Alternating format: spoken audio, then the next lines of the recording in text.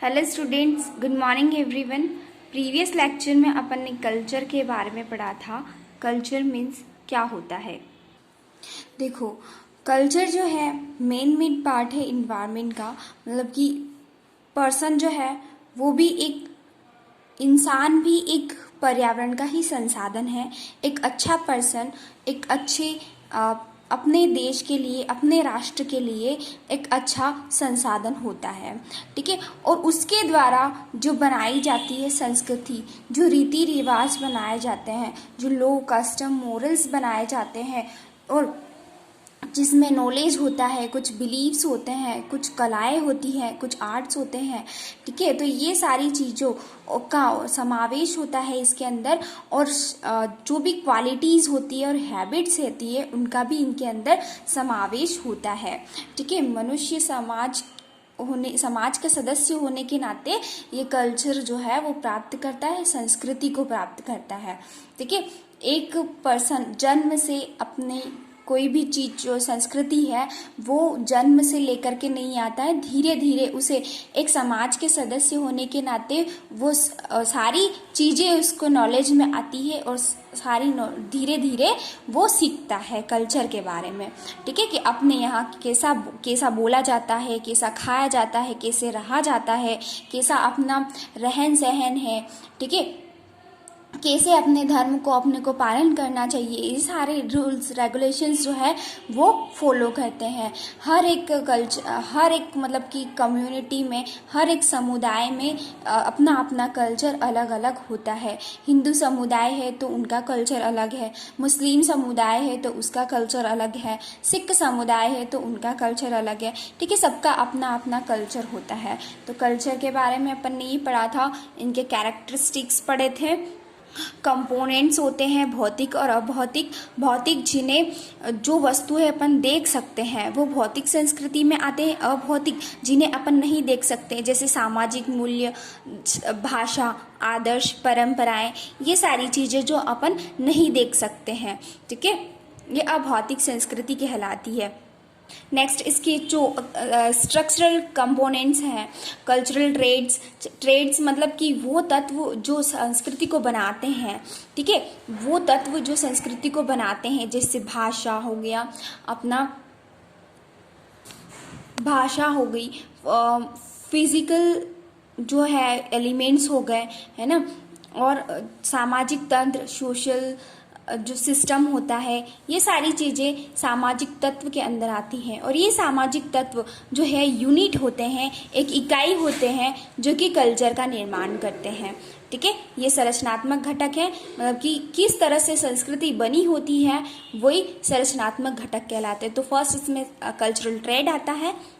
Next cultural complexes, मतलब कि जो एक अर्थपूर्ण रूप से जो इकाइयाँ सारी जुड़ी हुई रहती है एक साथ, है ना, जैसे हिंदू समुदाय, मुस्लिम समुदाय, ये सारी इकाइयाँ हैं, अलग अलग इकाइयाँ और अलग अलग तत्व, अलग अलग यूनिट्स जो जुड़ी रहती है एक साथ, वो कॉम्प्लेक्सेस कहलाते हैं। ठीक है। जैसे कि अलग अलग लैंग्वेज कॉम्प्लेक्सेस होते हैं, ब्यूटी कॉम्प्लेक्सेस होते हैं। ठीक है। अपने इसमें जो हिंदू धर्म में बिंदी, सिंदूर वगैरह ये सारी चीज़ें जो है लेडीज़ पहनती है ना, लेकिन मुस्लिम समुदाय में बिंदी, सिंदूर ये नहीं लगाया जाता है। सिंदूर तो लगाती है लेकिन बिंदी नहीं लगाती। सबके अलग अलग संस्कृति में अलग अलग जो है कॉम्प्लेक्सेस, जटिलताएं पाई जाती हैं। रिलीजियस से रिलेटेड ले लो, धर्म से रिलेटेड ले लो, तो जो धार्मिक कॉम्प्लेक्सेस होते हैं, संकुल होते हैं, उसमें पूजा के टाइम पर क्या किया जाता है, पूजा के बाद क्या किया जाता है, तो ये सारी चीज़ें। वेडिंग एंड मैरिज कॉम्प्लेक्सेस, किसमें कैसे वेडिंग किया जाता है, तो ये कॉम्प्लेक्सेस अलग अलग होते हैं संस्कृति में। ठीक है।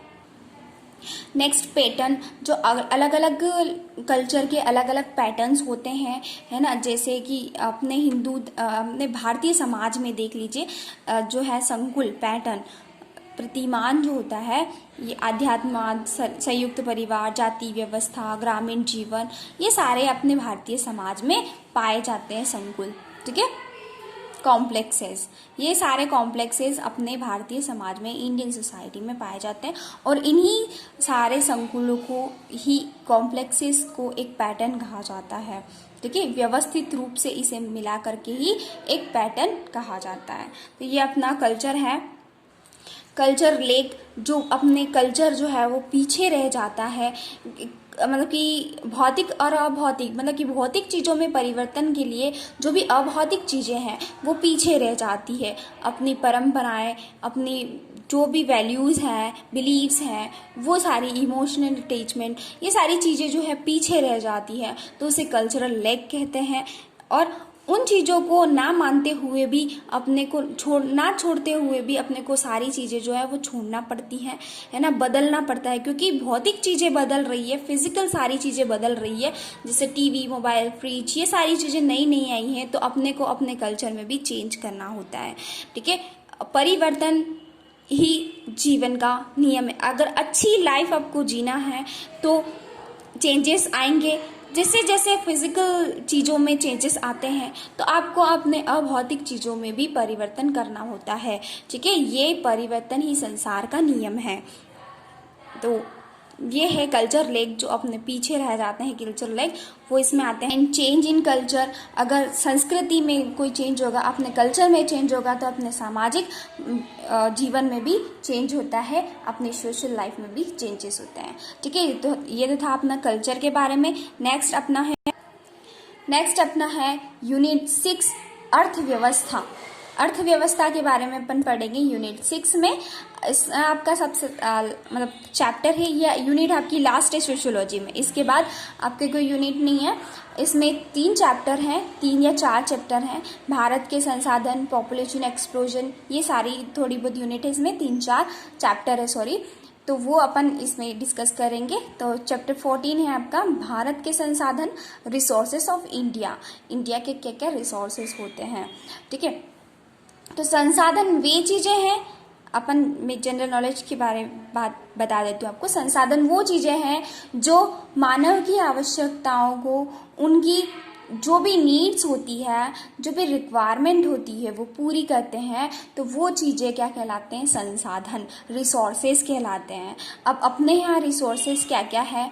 भूमि, जल, प्राकृतिक रिसोर्सेज बता रही हूँ, जो नेचुरल रिसोर्सेज होते हैं, जल, भूमि, वायु, जीव जंतु, मानव, ये सब प्राकृतिक संसाधन है। और यही सारी चीज़ें, यही सारे लोग एक दूसरे की मदद करते हैं और जीवन जीते हैं। ठीक है, जीव जंतु जो है इन्हीं पर निर्भर रहते हैं, मानव भी इसी चीज़ों पर निर्भर रहता है, इन्हीं सभी चीज़ों से अपनी आवश्यकताओं को पूरी करता है, तो वो संसाधन कहलाते हैं।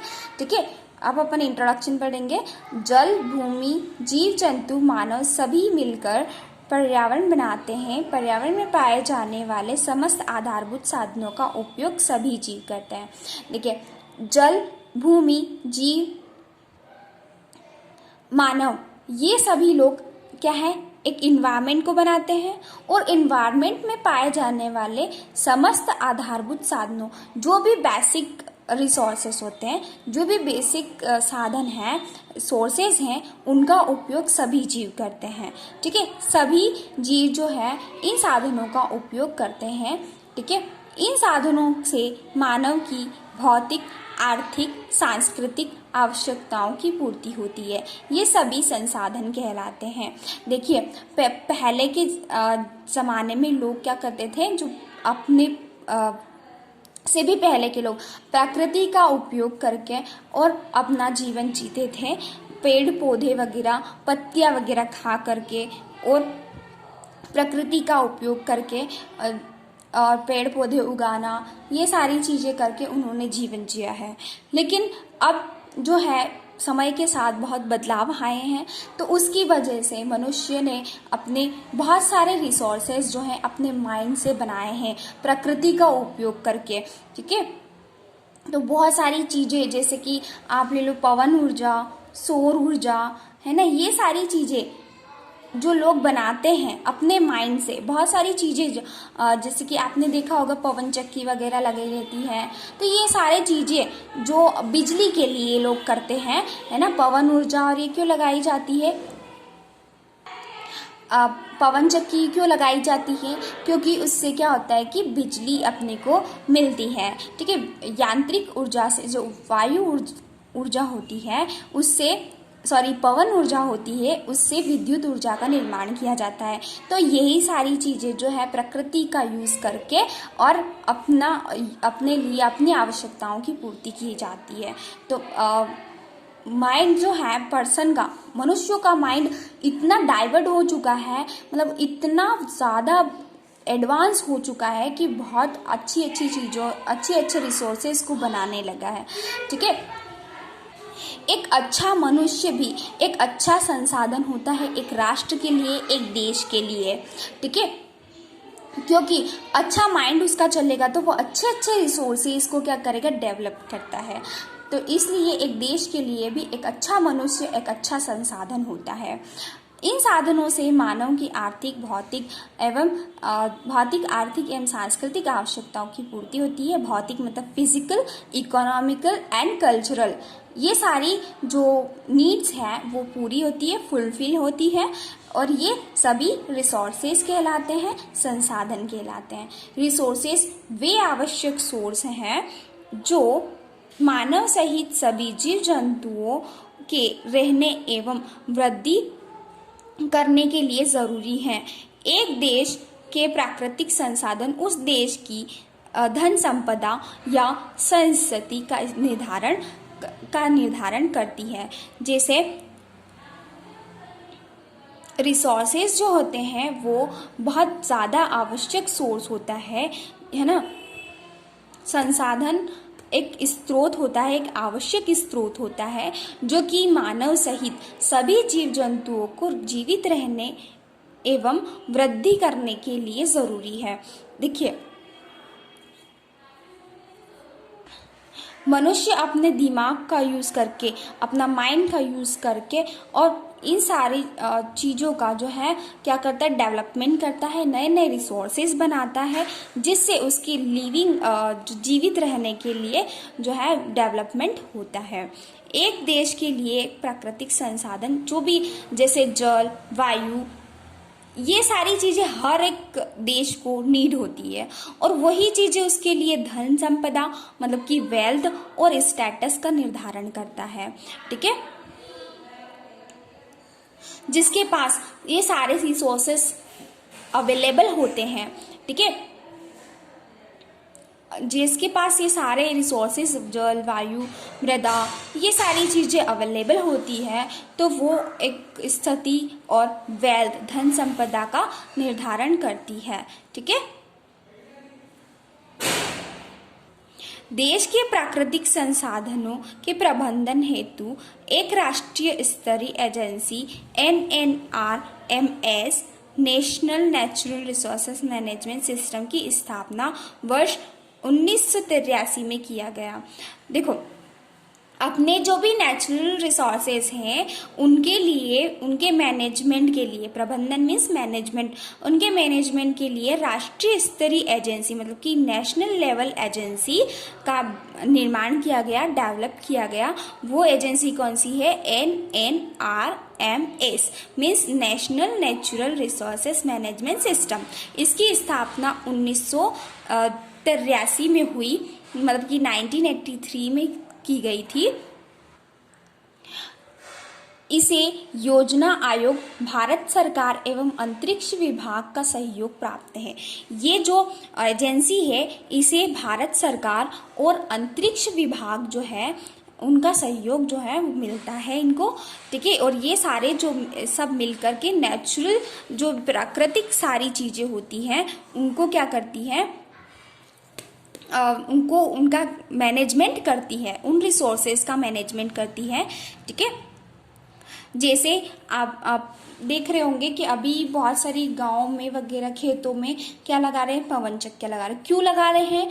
क्योंकि ये जो है विद्युत ऊर्जा का निर्माण करती है। इससे अपने को लाइट वगैरह, अपने लिए आजकल लाइट वगैरह बहुत ज़रूरी हो गई। पहले के ज़माने में लाइट नहीं आती थी तो चलता था, लेकिन अब लाइट्स वगैरह नहीं आती है तो सारे काम जो है वो रुक जाते हैं। तो इसके लिए ये रिसोर्सेज तैयार किए गए हैं। पवन ऊर्जा से विद्युत ऊर्जा का निर्माण किया जाता है। तो ये सारी चीज़ें जो है मैनेजमेंट जो है इस एजेंसी के अंदर आते हैं। ठीक है, सारे रिसोर्सेज हैं, एनवायरमेंट, अपनी प्रकृति, मानव का और जो भी जीव जंतु हैं, इन सभी का मैनेजमेंट किया जाता है। आपने देखा होगा जू बनाए जाते हैं। तो जू क्यों बनाए जाते हैं? जू इसलिए बनाए जाते हैं, जू किसे कहा जाता है? जहां पर जीव जंतुओं को रखा जाता है, जैसे शेर, टाइगर, अलग अलग तरह के पंछी, पक्षी वगैरह, सभी जो जीव जंतु हैं, मगरमच्छ वगैरह सभी को रखा जाता है, सांप वगैरह वहाँ पर सभी को रखा जाता है जू में।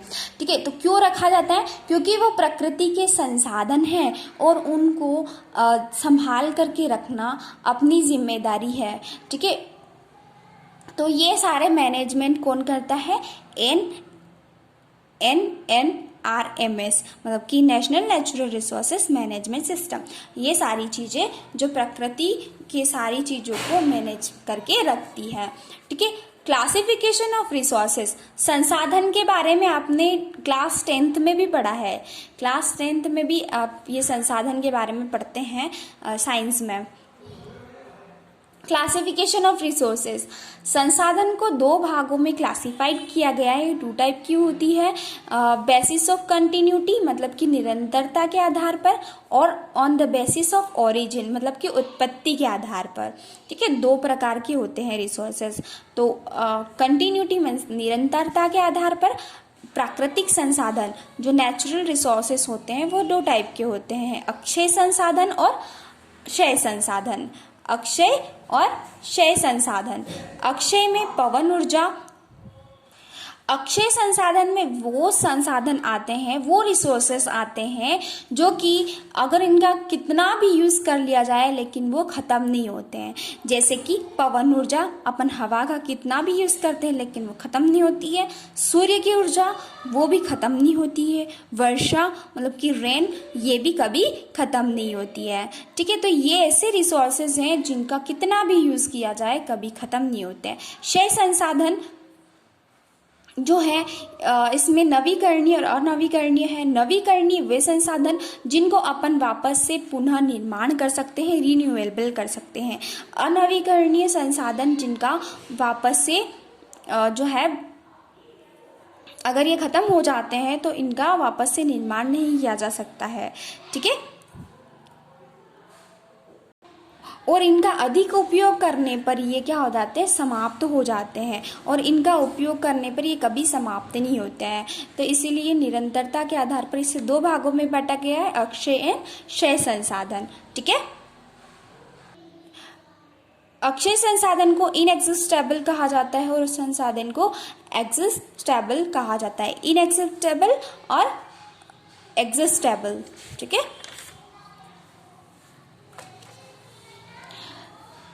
देखिए अक्षय संसाधन इन एग्जिस्टेबल, ये स्पेलिंग थोड़ा मिस्टेक हो गया था तो आप करेक्ट कर लेना इसे।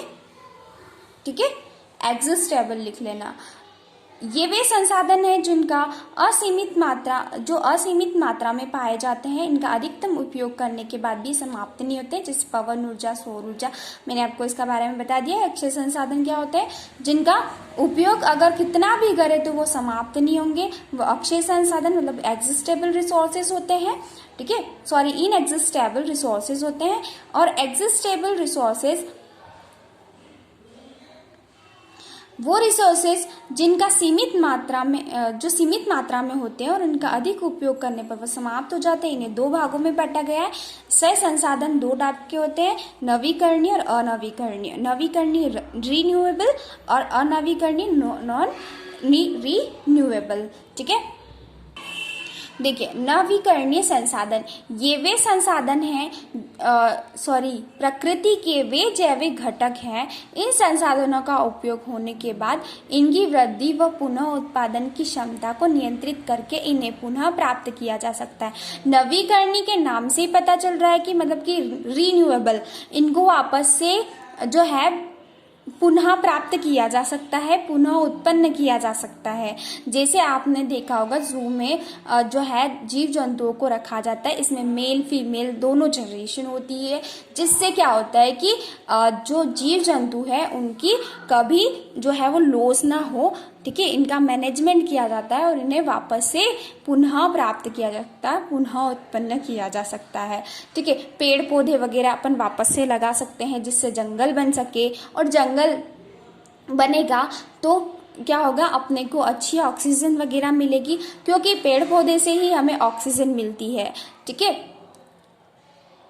तो जब भी आपका बर्थडे वगैरह आप सेलिब्रेट करते हैं, ठीक है, बर्थडे वगैरह सेलिब्रेट करें तो इससे तो अच्छा है कि आप करें, बर्थडे भी सेलिब्रेट किया जाता है, करना होता है, ठीक है। लेकिन आप अपने बर्थडे के दिन एक पौधा हमेशा लगाना ही चाहिए अपने को। तो एक पौधा अगर आप लगाओगे तो आप कितने लोगों को ऑक्सीजन दोगे, ठीक है। कितने जीव हैं, कितने जंतु हैं जो कि इन सारी चीज़ों, प्रकृति की चीज़ों पर निर्भर होते हैं। अपन लोग भी प्रकृति पर ही निर्भर हैं, अपन लोग भी नेचर पर निर्भर होते हैं, इसलिए कभी भी पेड़ पौधे हमेशा अपने को लगाना चाहिए, ठीक है। नेक्स्ट है अनवीकरणीय संसाधन। वे जैविक संसाधन व अजैविक संसाधन जिनको पुनः निर्मित किया जा सकता है। अनवीकरणीय संसाधन, अनवीकरणीय संसाधन में इनसे इंग्लिश में नॉन रिन्यूएबल कहा जाता है, मतलब कि वो जिन्हें रिन्यूएबल नहीं किया जा सकता, वापस नहीं बनाया जा सकता। वे जैविक संसाधन और अजैविक संसाधन जिन्हें पुनः निर्मित नहीं किया जा सकता है अनवीकरणीय संसाधन कहलाते हैं। उदाहरण जल, मृदा। अगर पानी नहीं होगा तो क्या उससे अपन बना सकते? नहीं बना सकते। वो जो है नेचर से ही अपने को मिला है और नेचर के द्वारा ही अपने को मिलता है। जैसे ही मौसम पानी का आता है और पानी आ जाता है, ठीक है। तो ये सारी जो है प्रकृति की ही चीज़ें हैं। धीरे धीरे लोगों ने क्या किया है, प्रकृति के खिलाफ जो है बहुत सारे ऐसे काम किए हैं जिसकी वजह से जो है अब मौसम जो है वो परिवर्तन हो रहे हैं, चेंजेस हो रहे हैं। और अपनी मिट्टी जो है वो भी, उसमें भी बहुत चेंजेस आए हैं। पहले के लोग कितने अच्छे रहते थे, लेकिन अब जो है धीरे धीरे लोगों ने उसका जो है यूज़ सही तरीके से यूज़ नहीं, मतलब कि बहुत जो है नेचर के साथ उन्होंने बहुत छेड़खानी करी है। इस मतलब कि जब जैसे जैसे उनका माइंड डेवलप होता गया और ऐसे वैसे उन्होंने अपने संसाधनों, अपनी ज़रूरतों की पूर्ति के लिए बहुत ज़्यादा इन चीज़ों का जो है दुरुपयोग भी किया है। तो इसलिए जो है अपना नेचर, इन्वायरमेंट चेंज होता है। तो अपने को क्या करना है, अपनी सारे संसाधन जो है, मतलब कि कोई भी जीव जंतु, अगर अपने को पानी वगैरह जो है अपन छत पर रख सकते हैं, क्योंकि जो सभी जीव जंतुओं को पानी की ज़रूरत होती है। पेड़ पौधे लगाना चाहिए जिससे जंगल का निर्माण हो, और इससे क्या होता है, प्रकृति भी जो है, प्रकृति से ही अपन को सारी चीज़ें मिलती है, रिसोर्सेस मिलते हैं, तो उन सारी चीज़ों का निर्माण हो सकता है। नवीकरणीय संसाधन जिन्हें अपन कहते हैं, ठीक है। तो आया समझ में आपको? अगर नहीं आया हो तो आप लोग मुझे बता देना, कोई डाउट हो तो भी पूछ लेना, ओके।